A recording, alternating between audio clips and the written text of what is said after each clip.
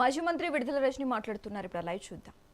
ఆ రేప్ అనేది గుర్తుపెట్టుకొని దాని తగ్గట్టుగా మీరు ఉంటే బాగుంటుంది అని చెప్పి కోరుతా ఉన్నాను. కాబట్టి ఇంత ఆవేశము ఈ విధంగా ముందుకు వెళ్ళడం అనేది రాష్ట్ర ప్రజలందరూ కూడా చూస్తున్నారు. ప్రజలన్నీ కూడా గుర్తుపెట్టుకుంటారని తెలియజేస్తూ ఉన్నాను. ఈవిడిలా అయితే ఇక అక్కడ కేంద్ర సహాయ మంత్రి ఆయన ఈ దాడి జరిగేటువంటి కొన్ని గంటల ముందు ఏం మాట్లాడారు ఒకసారి చూద్దాం. పెమ్మసాని గారు, ఈ రోజు నుంచి మీకు నిజమైన సినిమా ఏంటో త్వరలో చూస్తారు. మీకు 24 గంటల్లో మీకు ఎలా ఉంటుందో తెలుస్తుంది. ఈ రోజు నుంచి మీకు నిజమైన సినిమా ఏంటో త్వరలో చూస్తారు. మీకు 24 గంటల్లో మీకు ఎలా ఉంటుందో తెలుస్తుంది. మనం చూసాము పెమ్మసాని గారు ఏం మాట్లాడుతూ ఉన్నారు. పెద్ద పెద్ద అవుతా ఉంది. ఇదొకలా ఉంటే ఇక మా చిలుకలూరుపేటలో అక్కడ ఎమ్మెల్యే ఉన్నాడు పుల్లారావు. మరి అతను నేను అక్కడ తిరుమల లడ్డూ విషయంలో ఏదైతే జరగనటువంటి కల్తీని కల్తీ నెయ్యి అని చెప్పేసి ఏ విధంగా చంద్రబాబు నాయుడు గారి ప్రభుత్వము అసత్య ప్రచారం చేస్తుందో మరి ఇది తప్పు. స్వయంగా మనం చూసాము. ఈ సిబిఐ సిట్ ఇచ్చింది ఏమని, దీంట్లో ఎక్కడ కూడా జంతుకోవు కలవలేదు నెయ్యిలో అని చెప్పారు. ఎన్డీడీబీ కూడా అదే స్పష్టం చేసింది, there is no lard detected అని చెప్పేసి, ఇందులో జంతుకోవు కలవలేదు అని చెప్పి స్పష్టంగా డిటెక్టెడ్ అని చెప్పేసి, ఇందులో జంతుకోవు కలవలేదు అని చెప్పి స్పష్టంగా చెప్పారు. మరి ఇది జీర్ణించుకోలేక వీళ్ళు డైవర్షన్ పాలిటిక్స్ చేస్తూ ఉన్నారు.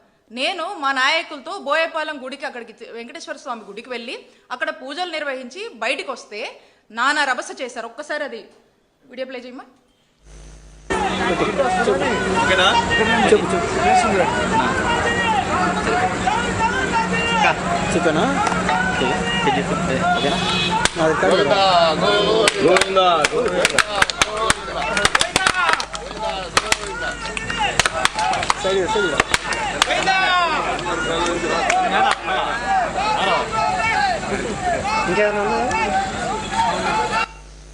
ఇక్కడ నేను చంద్రబాబు నాయుడు గారి బుద్ధి ఇప్పటికైనా మారాలి.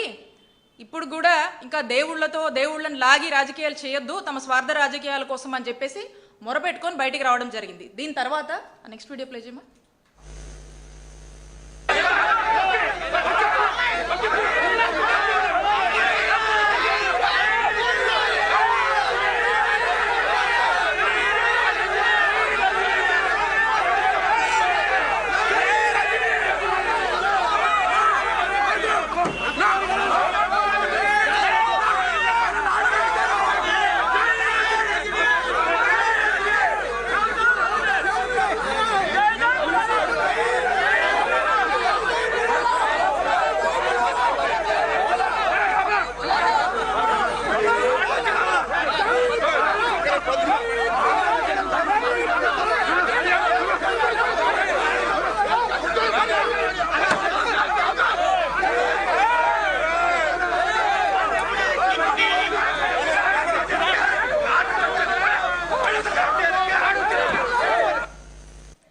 ఇక్కడ మీరు చూశారు ఏ విధంగా వందల మంది వచ్చి మా పార్టీకి నాకు వ్యతిరేకంగా స్లోగన్స్ ఇస్తూ నా కారు మీద పడి ఏ విధంగా దాడి చేస్తున్నారో మీరు ఈ విజువల్స్ అన్నింటిలో చూస్తున్నారు. ఇక్కడ విచిత్రం ఏంటంటే నేను గుడిలోంచి బయటకు వచ్చినప్పుడు వాళ్ళే బయటకు వచ్చేలోపు ఈ రభసంతా చేసి మా మీద దాడి చేయడానికి, మా కారు మీద దాడి చేసి ఇలాంటి స్లోగన్స్ ఇచ్చి ఇష్టం వచ్చినట్టుగా మాట్లాడి మా మీద దాడి చేసి తిరిగి ఈరోజు చూస్తే విచిత్రం ఏంటంటే ఈరోజు నా మీద మా క్యాడర్ మీద కేసు కట్టారు. ఈ కేసు గురించి కూడా చెప్తాను మీకు. ఈ కంప్లైంట్లో ఏం రాస్తుందంటే మేమంట గుడికి వెళ్ళి అక్కడంట బయట నేను కుల మత వర్గాలు గురించి రెచ్చగొట్టే విధంగా నేను మాట్లాడానని చెప్పి కంప్లైంట్లో పెట్టారు. నేనంటే కుల మతాలు వర్గాల గురించి ఏదో రెచ్చగొట్టినట్టుగా మాట్లాడానని, ఆ తర్వాత మీకు ఇక్కడ ఏం పనని వచ్చిన వాళ్ళతో నేను గొడవపడి వాళ్ళని చేతులతో నెట్టి కర్రలతో కొట్టానంట. ఇది వీళ్ళు నా మీద కంప్లైంట్ ఇచ్చి మరి నా మీద కేసు కట్టారు. 22 మంది మీద కూడా మా నాయకుల మీద కూడా అక్కడ పార్టిసిపేట్ చేసిన వాళ్ళ మీద కేసులు కట్టడం జరిగింది. ఒక్కసారి ఆ ఫస్ట్ వీడియో ప్లే చేయమ్మా.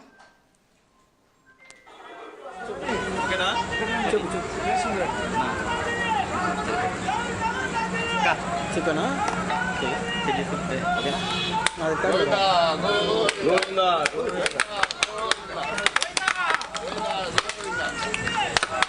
సరే సరే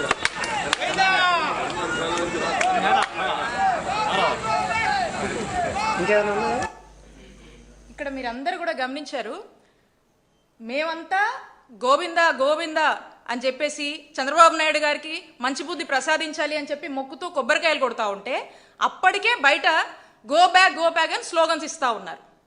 అప్పటికే కొంతమందికి జైలు కొడతా ఉన్నారు. అప్పటికే గొడవ నేచర్లో వాళ్ళంతా కూడా మా కారు మీద దాడి చేస్తూ ఉన్నారు. మేము గుడి లోపల పూజలు చేస్తున్నాం. మేము బయటికి వచ్చే లోపే ఇదంతా జరిపించి ఇప్పుడేమంటున్నారు, నేను బయటకు వచ్చి కుల మతాలు రెచ్చగొట్టేలా నేను మాట్లాడాను, నేనే నెట్టాను, మా వాళ్ళు నెట్టారు, కర్రలతో కొట్టామని చెప్పి మా మీద కంప్లైంట్ ఇస్తే ఈ రోజున మా మీద కేసు కట్టారు.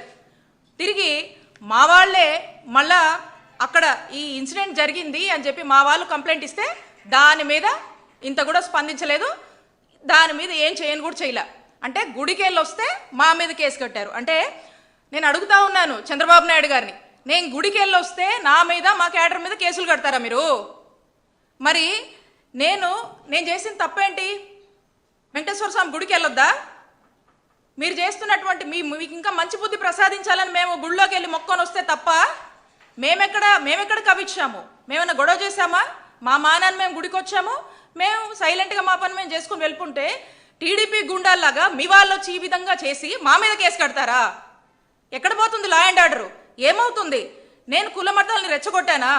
మరి ఈ విధంగా ఇప్పటికైనా ఆ కలియుగ దైవమైనటువంటి వెంకటేశ్వర స్వామి మీకు ఇప్పటికైనా మంచి బుద్ధి ప్రసాదించాలని కోరుకుంటున్నాను. మీరు వెంకటేశ్వర స్వామితో పెట్టుకుంటున్నారు. వెంకటేశ్వర స్వామి పెట్టుకుంటే ఎటుంటుందో తెలుసు కదా, ఏమవుద్దో తెలుసు కదా, అది మీకే వదిలేస్తున్నాను. కాబట్టి నేను ఒకటే చెప్తా ఉన్నాను, ఇప్పుడు కూడా పోలీసులు మేము ఇచ్చినటువంటి కంప్లైంట్ మీద రెస్పాండ్ అవ్వలేదు. నేను ఇదంతా ఎందుకు చెప్తున్నానంటే రాష్ట్ర పరిస్థితులు ఎలా ఉన్నాయి అని చెప్పడానికి దుదరిస్తూ ఉన్నాను. కాబట్టి నేను చంద్రబాబు నాయుడు గారిని ఒకటే కోరుతా ఉన్నా, మీరు ఎంతసేపు ఈ రెడ్ బుక్ ఇంప్లిమెంటేషన్ అంటా ఉన్నారు కదా, అదే మీరు ఫాలో అవుతున్నారు కదా, 20 నెలలుగా కూడా మీరు చేస్తుంది అదే కదా. కాబట్టి మీ రెడ్ బుక్ ఇంప్లిమెంటేషన్లో భాగంగా రేపు అసెంబ్లీలు ఉన్నాయి కదా చంద్రబాబు నాయుడు గారు, రేపు అసెంబ్లీలో వైసీపీ వాళ్ళు సామాన్య ప్రజలు ఏ గుళ్లకు వెళ్ళొద్దని ఓ చట్టం చేయండి. చంద్రబాబు నాయుడు గారు ఓ చట్టం చేయండి. ఇంకా ఈ విధంగా మరి పోలీసులే దగ్గరుండి దాడుల్ని ప్రోత్సహిస్తూ దాడులు చేయిస్తూ ఈ కూటమి ప్రభుత్వం వచ్చాక అధికారులను అడ్డం పెట్టుకొని ఏ విధంగా పోలీసుల్ని ఉసిగొల్పి హింసను ప్రేరేపిస్తున్నారో రాష్ట్ర ప్రజలందరూ కూడా చూస్తూ ఉన్నారు. మరి దీని పర్యావసనమే అంబటి రాంబాబు గారి మీద దాడి, జోగి రమేష్ గారి ఇంటి మీద పెట్రోల్ బాంబులు ఏ విధంగా వేసి ఏ విధంగా అక్కడ భయభ్రాంతులకు గురి చేశారో మనమంతా కూడా చూస్తున్నాము. కాబట్టి మాజీ మంత్రులుగా ఉన్నా కూడా ప్రతిపక్ష నాయకుల ఇళ్లపై ఈ విధంగా మరి దాడి చేయిస్తున్నారంటే ఒక్కసారి ఈ రాష్ట్రాన్ని చంద్రబాబు నాయుడు గారు ఏం చేయదలుచుకున్నారో ప్రజలందరూ కూడా ఆలోచించాల్సినటువంటి అవసరం ఉంది. సూటిగా ప్రశ్నిస్తున్నాను నేను చంద్రబాబు నాయుడు గారిని, అసలు ఈ గొడవ కారణం ఏంటండి? జరగని కల్తీనేయిని జరిగిందని మీరే అవాస్తవాల్ని అసత్య ప్రచారాలని ప్రజల్లోకి తీసుకువెళ్లారు. అది మా వైఎస్ఆర్ కాంగ్రెస్ పార్టీకి ఆపాదించి మా నాయకుడు జగన్మోహన్ రెడ్డి గారిని ఆపాదించి మీరే కదా ఫ్లెక్సీలేసి రెచ్చగొట్టే ప్రయత్నం చేశారు. క్లియర్గా సిట్ చెప్పింది, ఛార్జ్ షీట్లో ఎన్డీడీబీ చెప్పింది, there is no animal fat added అని చెప్పింది, ఇట్ ఈస్ నాట్ డిటెక్టెడ్ అని చెప్పింది. అయినా కూడా మీరే రెచ్చగొట్టి మీరే ఫ్లెక్సీలేసి ఈ గొడవకంతా ఈ రభసకంతా కారణం మీరే కదా. క్లియర్గా మీరు చేస్తూ మళ్ళీ దీన్ని డైవర్ట్ చేస్తూ అంటే క్లియర్గా ఎక్కడ కూడా వీళ్ళంతా మేము ఈ కూటమి ప్రభుత్వాన్ని నిలదీస్తున్నాం కాబట్టి ఎంబటే ప్రతిపక్ష నాయకుల ఇళ్లపై దాడులు చేయాలి, అవసరమైతే పెట్రోల్ బాంబులు వేయాలి, ఇళ్లల్లో ఉన్న మహిళల్ని టార్గెట్ చేయాలి, కేసులు పెట్టాలి. డైవర్షన్ పాలిటిక్స్ ఇదే కదా మీరు ఎంచుకున్నారు. ఎందుకంటే మీరు డిఫేమ్ అవుతున్నారు.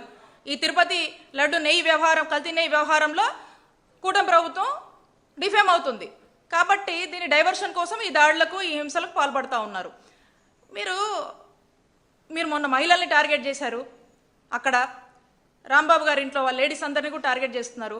ఈరోజు మనకు స్పష్టంగా అర్థమవుతుంది. చంద్రబాబు నాయుడు గారు మళ్ళీ మాట్లాడతారు ఏమనంటే, ఎక్కడా కూడా మహిళలను అగౌరవించినా, మహిళల మీద అసభ్య పోస్టులు పెట్టినా, మహిళలకు సంబంధించి ఏ ఇబ్బంది వచ్చినా నేను సహించను, తక్షణమే కేసులు పెడతాం, అది ఇదని చెప్పి ఉపన్యాసాలు ఇస్తూ ఉంటారు కదా. మరి ఇవన్నీ కూడా గడప కూడా దాటవు మీరు చెప్పినవన్నీ కూడా. అలా మాటలకి మీ మీడియాలో రాసుకోవడానికి పరిమితం తప్పితే ఇవేమీ కూడా చేతల్లో సాధ్యమయ్యేటివి కావు. ఎందుకంటే మీరే మహిళల్ని టార్గెట్ చేస్తారు, మళ్ళీ మీరేదో మహిళలకు చేసేస్తున్నట్టు, మహిళా పక్షపాతిలాగా మహిళల గురించి తెగ ఆలోచిస్తున్నట్టు, మహిళకి ఏ ఇబ్బంది వచ్చినా మీరేదో తెగ చేస్తున్నట్టు మళ్ళీ మీరే బిల్డప్ ఇస్తారు. కాబట్టి ఇక్కడ నేనున్నాను, ఒక బీసీ మహిళను నా మీద పలుసార్లు దాడి చేశారు. ఈ విషయంలో కూడా నేను గుడికి వెళ్తే నా మీద కేసు కట్టారు. మరి దీనికి మీరేం సమాధానం చెప్తారు? అసభ్యంగా సోషల్ మీడియాలో నంబర్ ఆఫ్ పోస్టులు పెట్టి వేధిస్తూ ఉన్నారు. మా పరిస్థితి ఇలా ఉంటే రాష్ట్రంలోని సామాన్య మహిళల పరిస్థితులు ఏంటండి? సమాధానం చెప్పండి చంద్రబాబు నాయుడు గారు. దీనికి ఏముండదు.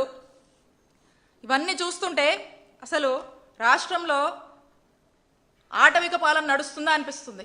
లా అండ్ ఆర్డర్ ఉందా అని ప్రతి సామాన్యుడు ప్రశ్నించేటువంటి పరిస్థితి ఈరోజు నెలకొంది. There is no democracy, no Indian constitution, no law and order. ఇది మన రాష్ట్ర పరిస్థితి. జంగల్ రాజుగా మారింది ఈరోజు మన రాష్ట్రం. ఈ విధంగా 20 నెలలుగా మనం చూస్తూ ఉన్నాం కంటిన్యూస్గా ఇదే తంతు. ఏమంటే రెడ్ బుక్, లోకేష్ గారు red book implementation, red book agenda, red book policy, red book governance రాష్ట్రంలో యథేచ్ఛగా కూడా ఇదే నడిపిస్తూ ఉన్నారు. అందుకే మన ఆంధ్రప్రదేశ్ రాష్ట్రంలో అంబేద్కర్ గారు రాసినటువంటి రాజ్యాంగం ఎటో పోయిందండి. దానికి తూట్లు పొడిచేశారు. ఈ ఐపీసీ అంటే ఏమైంది తెలుసా? మన రాష్ట్రంలో ఐపీసీ అంటే ఈ ఐపీసీని ఏదైతే ఉందో దాన్ని లోకేష్ పెనల్ కోడ్గా మార్చారు. ఈ బిఎన్ఎస్ని బాబు న్యాయ సంహితగా మార్చారు ఆంధ్రప్రదేశ్ రాష్ట్రంలో. మరి ఈ విధంగా రెడ్ బుక్తో గందరగోళం చేసి రాష్ట్ర ప్రజల్ని భయభ్రాంతులకు గురి చేస్తున్నటువంటి పరిస్థితులు మనం చూస్తూ ఉన్నాము. వాస్తవంగా ప్రతిపక్షం అంటే ఏంటండి? ప్రజల పక్షం. మీ చేతగానితనాన్ని, మీ తప్పుల్ని, మీ లోపాలని ప్రతిపక్షంగా మాట్లాడే హక్కు ప్రతిపక్ష నాయకులకు ఉంది. మేము ప్రశ్నిస్తాం, మేము ప్రజల పక్షాన పోరాడతాం. ఏ వర్గానికి అన్యాయం జరిగినా వైఎస్ఆర్ కాంగ్రెస్ పార్టీ వాళ్ళకు మద్దతుగా నిలబడుతుంది. మీరు చేస్తున్న తప్పులు తప్పని అంటుంది. మీరు ప్రజల కోసము ప్రజలకు మంచి పాలన ఇవ్వాలని చెప్పేసి మేము కోరుకుంటాం. అది జరగనప్పుడు మేము ప్రశ్నిస్తాం మిమ్మల్ని. మరి ఈరోజు అలాంటి పరిస్థితి వస్తే గొంతెత్తి మాట్లాడితే దాడులు చేస్తున్నారు, హత్యాయత్నాలు చేస్తున్నారు, గూండాయిజం చేస్తున్నారు, రౌడీయిజం చేస్తూ ఉన్నారు, భయపెడుతున్నారు.